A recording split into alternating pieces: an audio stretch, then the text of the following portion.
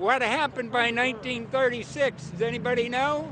They had us turn the... We instituted Social Security system, and you and I and our children and our children's children were pledged as collateral on the debt of our government to the Federal Reserve. And that's where we're at today. It took 20 years to make this country bankrupt, and since then, our government has operated under emergency powers of our government. It is not the president that makes the decision in this country.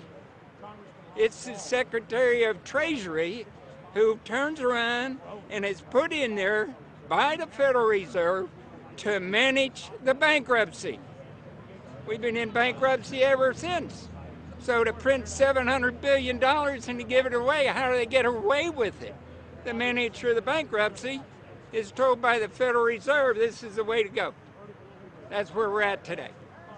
Yes, we should point out, Congressman Ron Paul now has a huge amount of sponsors for a bill in the House of Representatives to abolish the private Federal Reserve crime syndicate.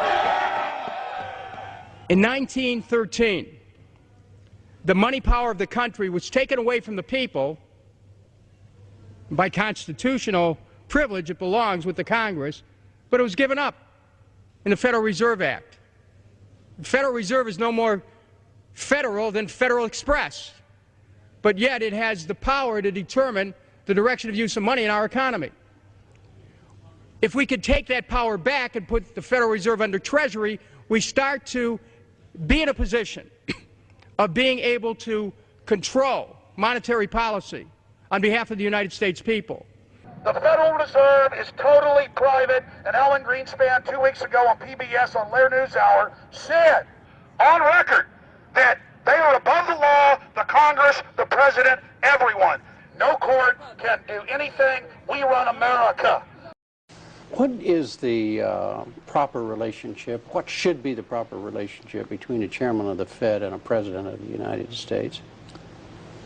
Well, first of all, the Federal Reserve is an independent agency, and that means basically that there is no other agency of government which can overrule actions that we take.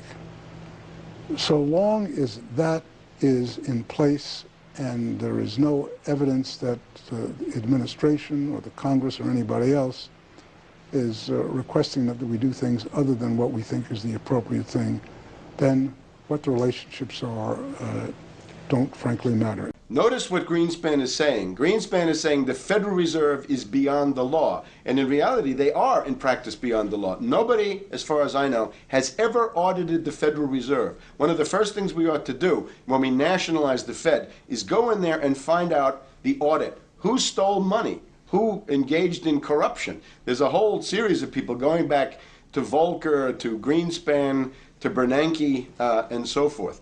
Think of the arrogance of private group of banks that have bankrupted the nation by design so they can repo the country.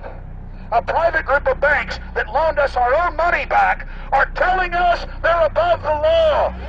You are not above the law, criminals. No one is above the law. No one is above the law, and the private Federal Reserve sure as hell isn't either. Since the founding of the Federal Reserve back under Woodrow Wilson, the Federal Reserve has struck out 3 times. They didn't stop the crash of 1929. They didn't stop the banking panic of 1932, 1933. And now they are the cause of the derivatives crisis because they're the ones who inflicted derivatives on the world with Alan Greenspan. Instead of our economy being about goods and services and real products and manufacturing, it's all about these guys, the private Federal Reserve that masquerades as a government entity who controls the issuance of currency and credit. They're the ones that have cut off the liquidity in the market. They told us to have a debt-based economy. Then they cut it off once they get us under their thumb and implode the economy so they can consolidate it. And that's what they're doing right now. I mean, it's in their own documents, it's in their own statements. They claim, give us unlimited power, give us trillions of dollars with the Baker bailout bill that's already $5 trillion, not $850 billion as they say. And we'll get the economy going, but they're hoarding the money and buying up other banks that aren't part of the Federal Reserve, buying up insurance companies, buying up roads, infrastructures, media empires, defense contractors. What the banks do is they implode an economy by cutting off credit. And then once things really fall to a low, and they know the low because then they buy everything up and start then putting more money back into the economy, and then they build it back up. So they build us up and then shear us, build us up and shear us. And they're getting ready. All over the world, they're always shearing some country, imploding it. Comes out in their own IMF and World Bank documents. That's just the foreign arm of the same cartel. And these are the people who claim to be the saviors of the economy, the people who have created every important crisis in the past 100 years, the Federal Reserve. So it's illegal, it's unconstitutional, and it's a failure. And I think the failure is what everybody can see right now. Yeah, what they do is they make you think Clinton's evil in running things. Then, oh, Bush will save us. And then, oh, Bush was evil. Now we'll be saved by Barack Obama, but he's just a puppet. But as we get deeper into this phase, when they implode the economy, they have all the money and all the control, but they also like to pose as the savior. So Obama is meant to be the savior during the Depression, and he'll save us with a 1 million person, he said, is bigger than our military, domestic spy force, a 3 million person environmental spy force. So giving people these jobs to be government bureaucrats and spies to go out and manage the other 290-something million Americans. And so this is classical fascism. The communists also do it. Any vertically integrated command and control authoritarian system does this. So they're openly following what the same group of banks did in Germany, Russia. It's in the Communist Manifesto to have a private central bank, because the private central bankers actually wrote the ideas that they had Marx and Engels put out. People go, well, why would the banks want communism? It doesn't exist. They rape us, they consolidate us, they put us into work brigades, they make us slaves, and they say it's a people's paradise. Look at it, boy, you're really doing good. And then they transfer all the wealth of the nation offshore. The globalists are outside all the nations. That gives them safety, and they play countries off against each other. And so that's what we're facing and dealing with. And so they're bringing in classical, hardcore tyranny in the U.S., but we have the internet.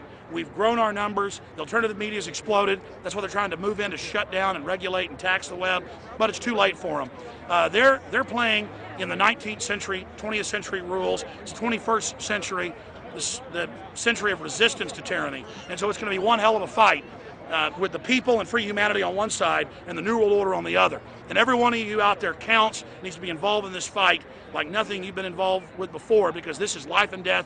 Everything depends on exposing these people. Everything depends on showing the people that this is the New World Order, this is the criminals.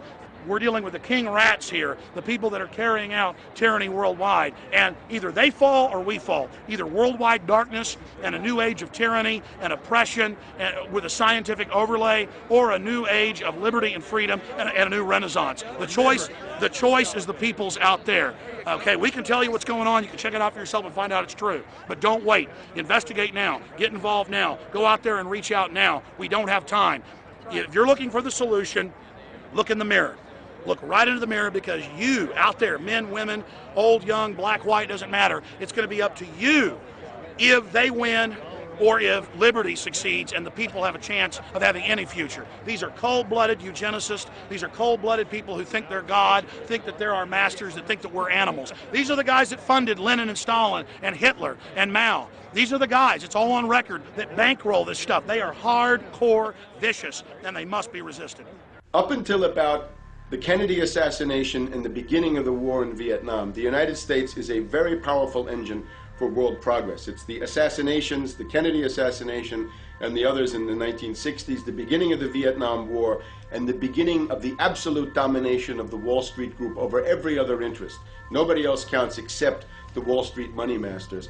That has now made the United States into no longer a force for progress, but something very different, often a force for destruction in the world. That doesn't need to remain that way.